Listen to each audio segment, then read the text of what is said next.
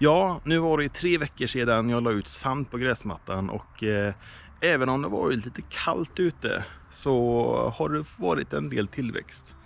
Och jag har lyckats att klippa gräset ungefär 3-4 gånger sedan dess, så att det känns riktigt bra. Den här delen av gräsmattan som är här, det är ju egentligen den delen av gräsmattan som får mest sol. Och det syns väldigt tydligt att här har det blivit väldigt bra, tjockt och fint.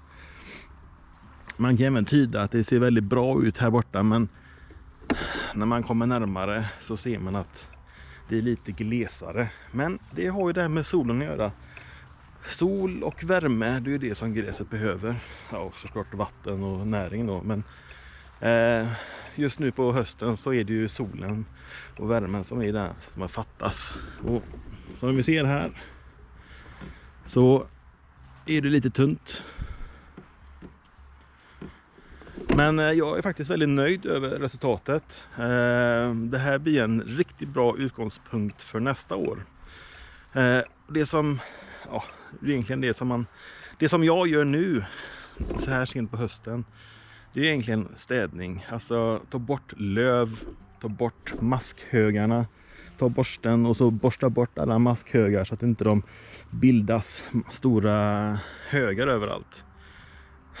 Så det är egentligen det som man får pilla med, eller jag pillar med. Det är ju städa. Men det kommer ju också ge en fruktansvärt bra utgångspunkt för nästa år. Det är så man får tänka. Okej, nu är det snart slut för år. Snart slut för år. Ja. Och då får man göra det bästa möjliga för nästa år. Och det är ju det. Ta bort alla maskhögar, ta bort löv, håll ordning och reda på grejerna och liksom hela tiden jobba med det här.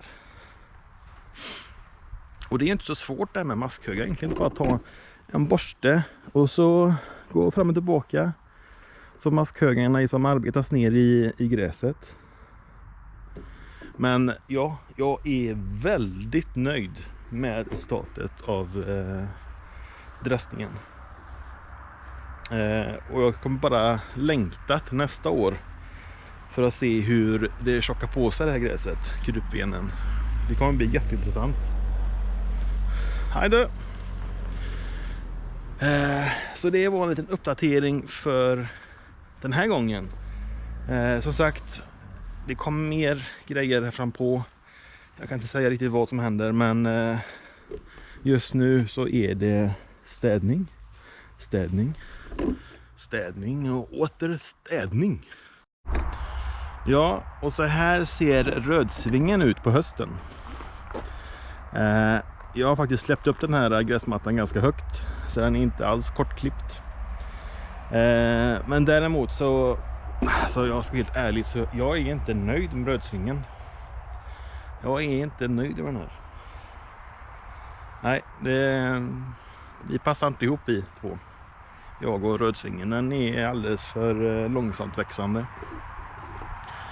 Så att vi får väl se vad som händer här nästa år. Har inte alls bestämt mig för den här gräsplättens framtid nu. Men nej, röd svingel var inte riktigt det som jag ville ha. Regn. Ja. Det är ju höst liksom. Det är ju november till och med. Så att vad får man förvänta sig? Nej, som sagt, jag vet inte alls vad jag ska göra med den här gräsplätten. Om vi ska göra om den, om vi ska fortsätta och köra på nästa år också och se vad som händer, eller om vi ska så in något annat gräs i rödsvingen. Jag har inte kommit så långt, men som sagt, rödsvingen, nej, det var inte riktigt det som jag tänkte. Jag får gå in istället. Ja, ifall gött att ha ett garage och krypa in i när det regnar ute. Men som sagt, som jag sa där ute, jag är inte riktigt nöjd med rödsvingen. Så vi får se nästa år vad som händer. Om jag låter den vara som den är och bara fortsätter att klippa och sköta om den, så får vi se hur den ser ut efter 2 år. Eller att man sår in ett annat gräslag i rödsvingen. Eller om man gör om den helt från början. Så att jag har inte riktigt bestämt vad som kommer hända med den helt enkelt. Utan vi får väl låta vintern ha sitt först, så får vi se vad som händer till våren.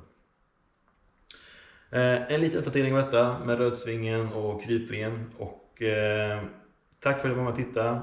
Jag ser dig i nästa video. Ha en bra dag. Hej då.